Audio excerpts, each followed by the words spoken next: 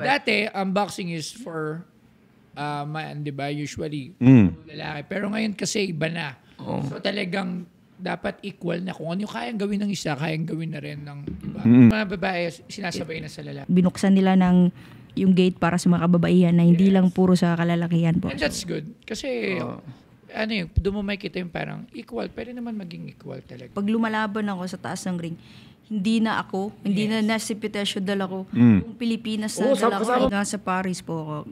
Grabe yung suporta ng mga Pilipino po talaga doon. Tinatanong kung saan yung location namin na yung mapoprovide or matutulong nila sa amin. Na kahit alam mong pumunta sila doon, nagtrabaho sila doon para sa pamilya nila, para makatulong sila. Pero nung nalaman nila na nandun kami, lalaban kami para sa Paris Olympics, hindi sila nag-hesitate na tulungan din kami.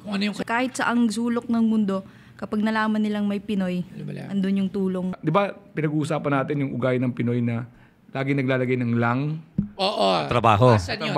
Yung janitor lang po, domestic helper lang po. Dapat tanggalin natin ang lang kasi ang trabaho ay trabaho kahit ano pa yan.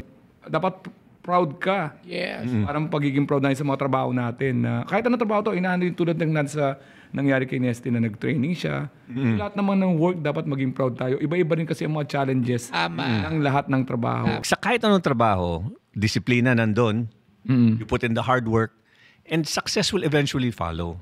Diba? So, kailangan lang natin siguro maging mas patient with the process. Bilang bagong Pilipino, must be proud of kahit ano yung narrative.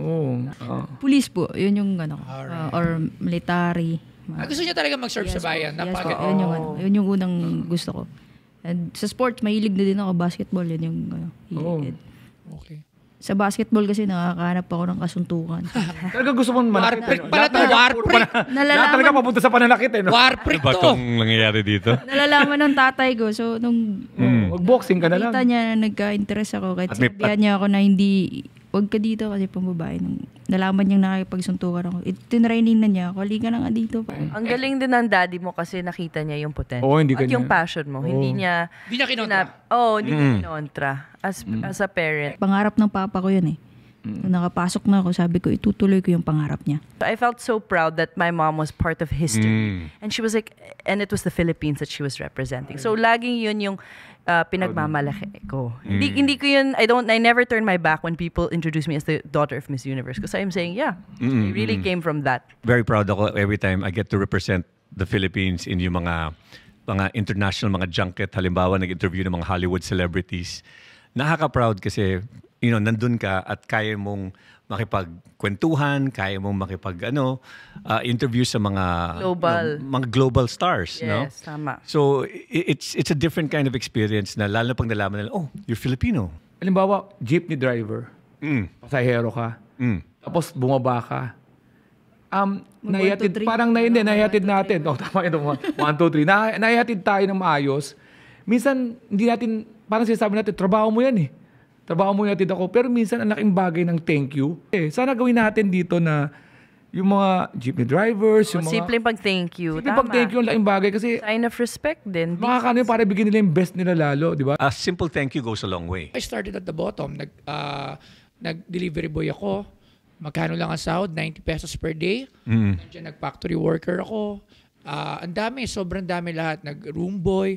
Pero never ko siyang kinaya kasi nung time na yun, kailangan ko yung work. So, ginagalingan ko kahit magkano ang sahod ko, hindi ako nag-give up. Nag-aantay lang ako ng tamang opportunity na may makapansin. Sa mga, ng dumi ng manok. Sa poultry. Fertilizer, parang gano'n. Yes po. Caretaker ng poultry. Ilalagay namin sa sako yung dumi ng manok, tapos binibenta. Nasubukan ko din po yun. Yan. Kasi, manure collector. Pang fertilizer, parang gano'n. Tapos giging fertilizer. Hindi, pero hindi yan kinahihiya. Yeah. never ko pong Never talaga. Kasi yan yung nagtulong para nandito kang ngayon. Ang nakikita ko kay Nesty is lahat ng ginawa niya is for her family. Diba? And then, yan ang napaka-beautiful na trait ng mga Pinoy. Yes. Lalo na pag hirap sila. Lahat ng sweldo nila, iniipon nila, tapos binibigay sa pamilya. So, ito naman, Sir Pao, may tanong ulit ako. Ikaw, Sir Pao, sino Pilipino yung pinagmamalaki mo?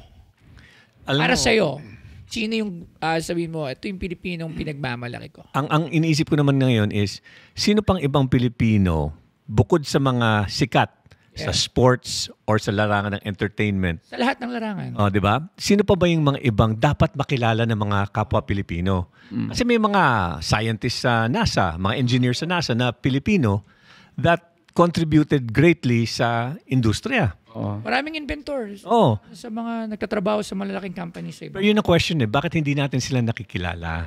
Bakit hindi natin sila nabibigyan ng tamang recognition? Si Nesty, can you imagine ano yung itsura ng mundo kapag wala yung mga kababayan natin, mga OFW? Yung mga seafarers, yung mga nasa service industry, yung mga engineer. Sa tingin mo, ano mangyayari sa mundo kapag wala yung Pilipino? Pag walang Pilipino po around the world po, parang kulang yung bawat galaw, kilos na gagawin ko. Ganun po yung makikita ko kapag walang Pilipino po. Makukulangan. Na-injured ang mundo. Mapipilayan ang mundo.